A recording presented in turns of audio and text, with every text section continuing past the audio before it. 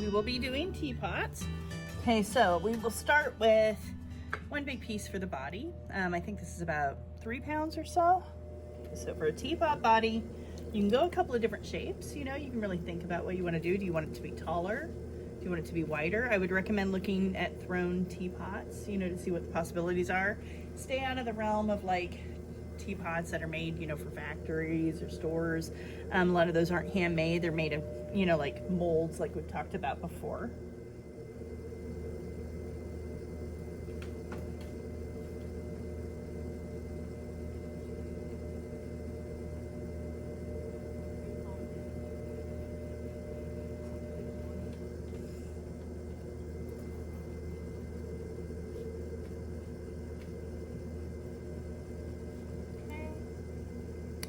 Kind of same thing we've always done, right? Kind of back to cylinder land, or at least sort of close to it. Or 2-part vessels, if you remember those. No.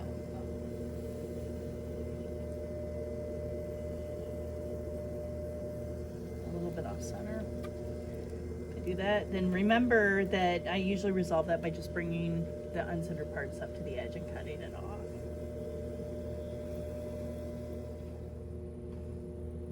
Want to leave a little thickness there for shaping, remember? Because I don't want to make a teapot that's just like a cylinder, right? I mean, I guess you could, you know.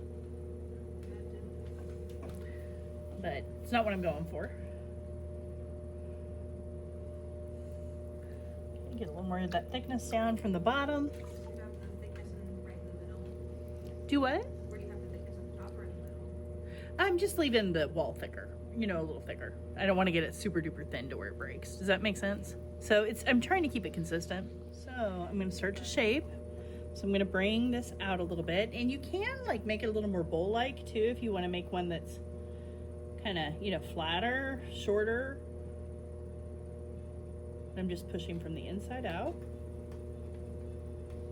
A little support from the outside.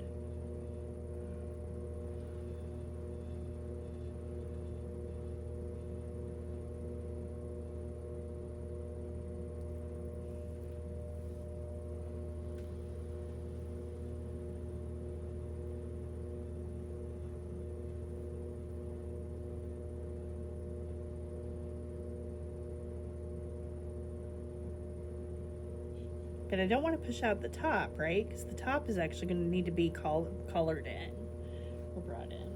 Is it going to be closed? Not completely. Some people do that. You know, they'll just close it up, you know, color it in, and then just cut it for the top or for the lid at an angle, so it just kind of sits in there. Okay, make sure I'm nice and even on the inside.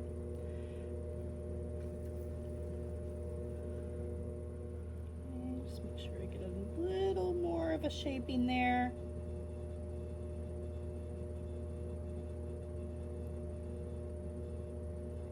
And you want to do your shaping, you know, for the bottom and the edges and here before you color it in, of course, so you can get your hand in there, right? Okay, so that looks decent, I think. All right, so I'm going to start to color in a little bit. Just make that shoulder.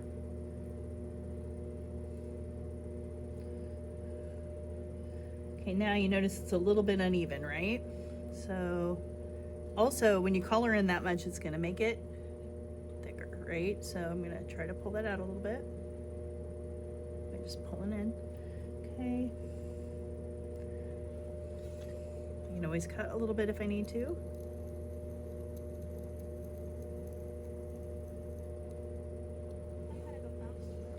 Often I do it. I don't know, today I didn't. So if you want to try it going slower, you can.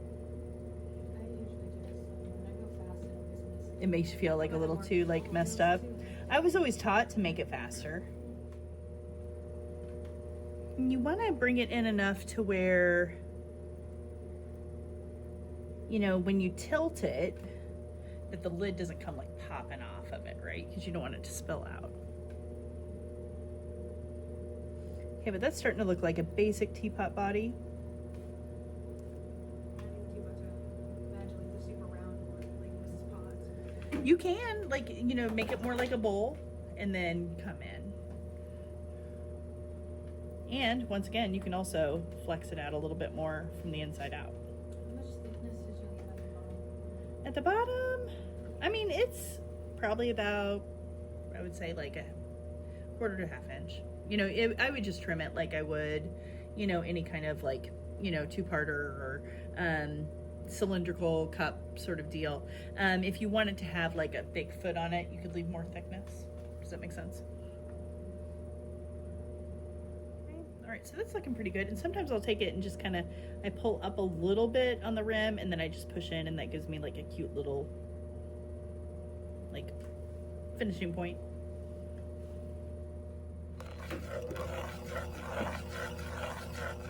Coming in here, just, you know, making sure I get that even so that I can trim it, you know, nicely. I'd probably round this out more when I trim. And then go ahead and of course pull through with the wire. Remember folks, go real flat if you can with that wire. If you need to too, you can always take off the splash pan for big things, you know. I know some people are having trouble with leveling things, but always make sure you just drag it right across so that it doesn't get uneven for you. Okay, now one thing I need to do is measure how wide my lid needs to be, because I'm going to do what's called a drop lid. And you may have seen Justice did one that was similar to this, where it'll have a little piece that sits in there so that it won't fall off easily. Okay, so I need to measure, you know, right on my inside there. Okay, here we go.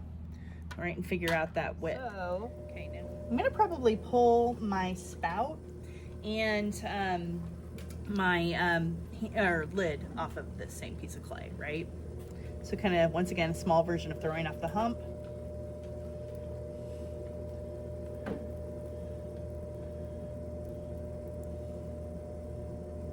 So if I want to do a spout first, let's see here. Yep, we're nice and in control.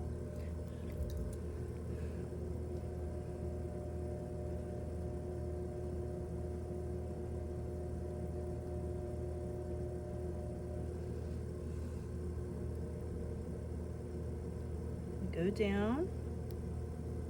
And then, remember when we made the little knobs? And we can make a knob out of this too, right? Because we're going to need a little knob for the lid. Okay, but it's a lot like when I showed you guys how to do those knobs. Just use a little bit more clay. Come out like you would if you were making a cylinder.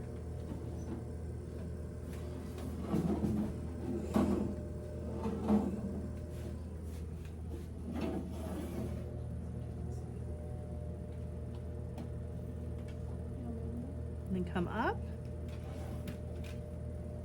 And just like we did with those little knobs, you start to color in again.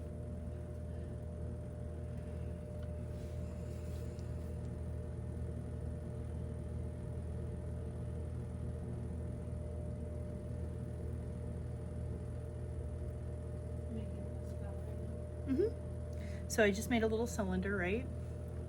And then I'm just bringing in this portion.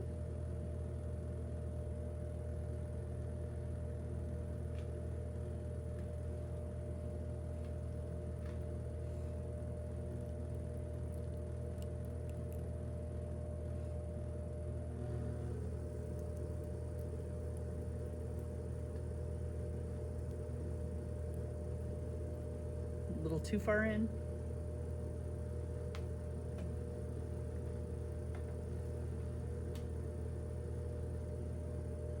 Okay, and depending on how thick you want it to be, I mean, you could even put like, you know, the end of your needle tool, the back, you know, side of it in there, if you want it to go really thin. Okay, now once again, when you color in, you get a little bit thicker. But you can't really get in there too much, right? But let's see here. A little piece of clay stuck in there. Just take a brush to it.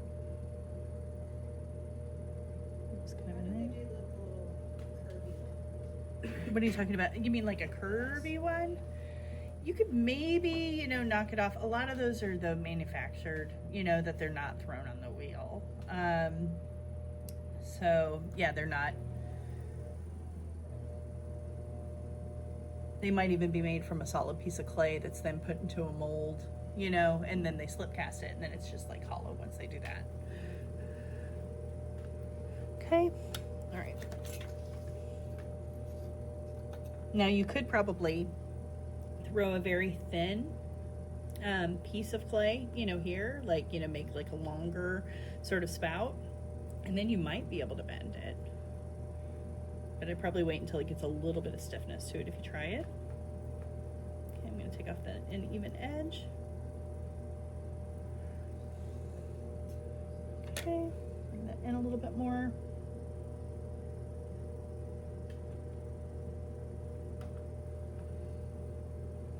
Okay, and then we're going to cut that off.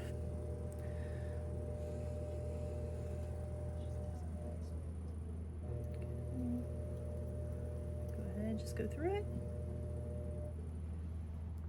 Pop it over there. Cute.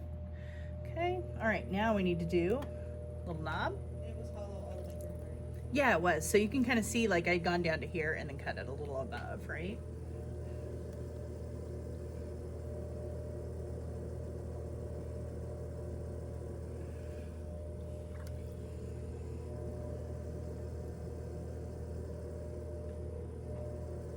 Okay, now I need to grab my calipers, because remember, I need to kind of keep checking in with these.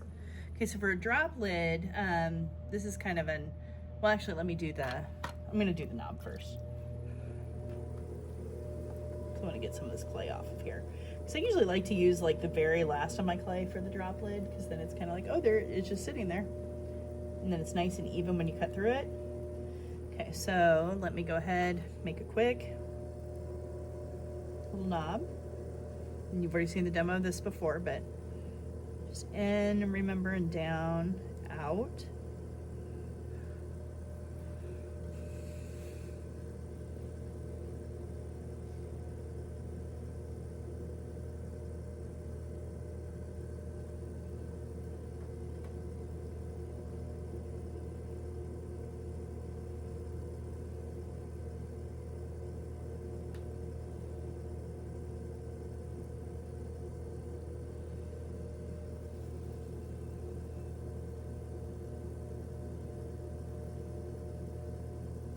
So the whole thing is Hmm? hollow? She's making the... I'm just making the knob. Yeah, remember it'll need a little knob.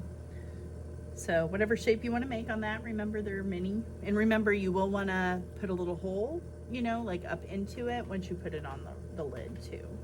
Because you don't want this is, remember, hollow, or, you know, it has like an, you know, air in it. So you don't want that to explode in the kiln. Also, a lot of people, when they make their lids, once they've, you know, like trimmed them and taken care of them, that they will poke a hole in the lid because it can help with the pour too. You just put a little one in the side and then it's all good. Okay. All right, so a little knobby knob. Okay, and then let me pull off, I got a little, I guess my ambitions were a little big here.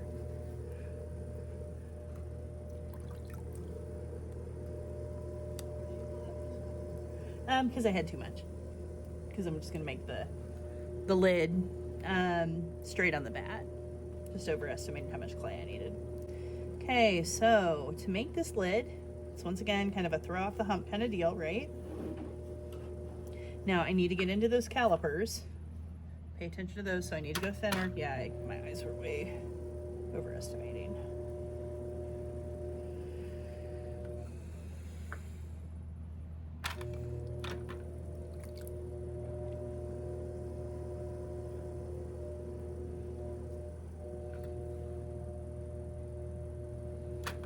Need to pull off even more. Now, if you wanted to make 20, like, you know, different pieces, I guess you could. Let's see here. How much of clay was that to start? I think I had 2 pounds on this one. So I probably should have done like 1.5 pounds, if not even like a pound.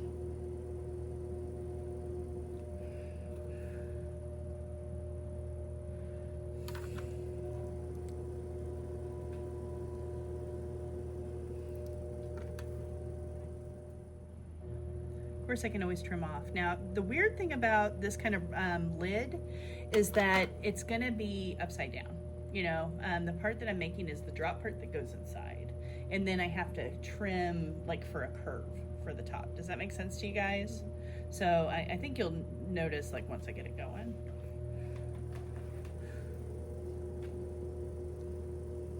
So I'm going to go down.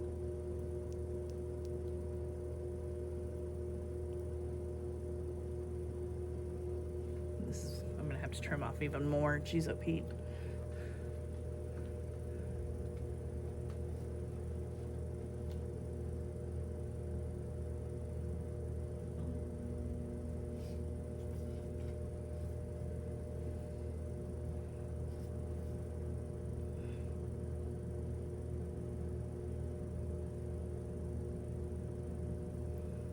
You don't want it that tall.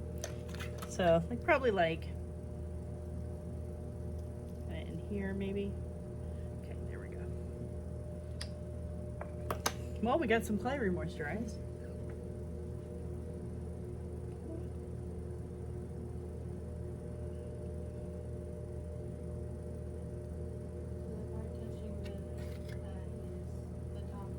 Yes. And you notice it'd be way too thick right now, but eventually I just trim off the top. Or I just trim it like in a curve. Does that make sense to you guys? Or straight if you want a straight one. Okay, so I'm going to come down here a little bit to find this a little bit more.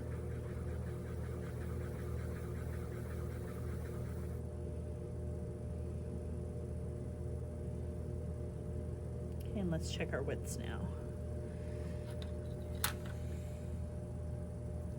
Voila. Okay, so that's looking pretty good. It's maybe a little narrow, but a little narrow can be good, you know, because I mean, if it rattles a little bit, that's no big deal.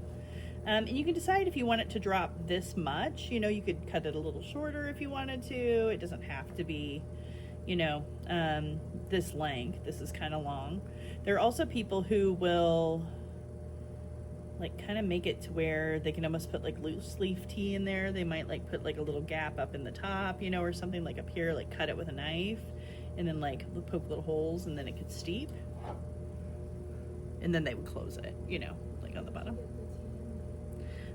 Well, you'd have to have like a little gap or something to kind of put it in. Or some people will do like, they'll have this solid, you know, like they'll close this up and then they make another little almost like lid that fits in the top of the lid. Does that make sense? Like kind of like I was telling you with the cut, you know, before, and then like a little knob that sits on that or something.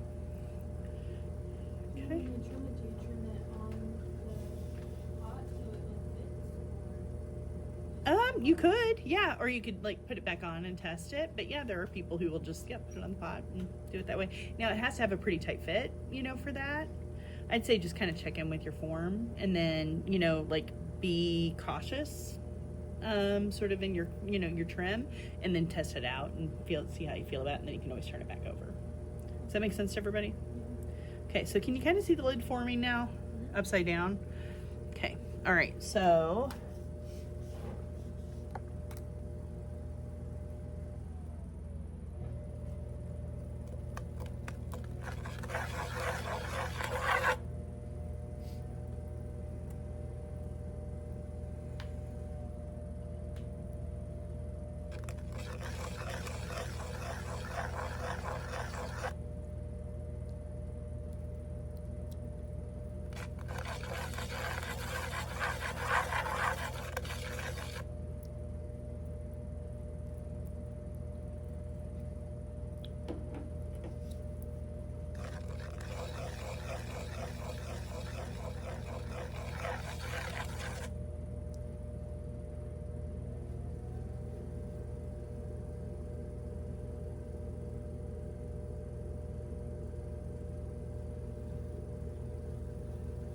okay, all right. And then I would just pull it off, just like I would any other little pot. Okay, now the last thing, am I missing something here? Handle, right? So, but that's really, you know, exactly like how you would expect it to be.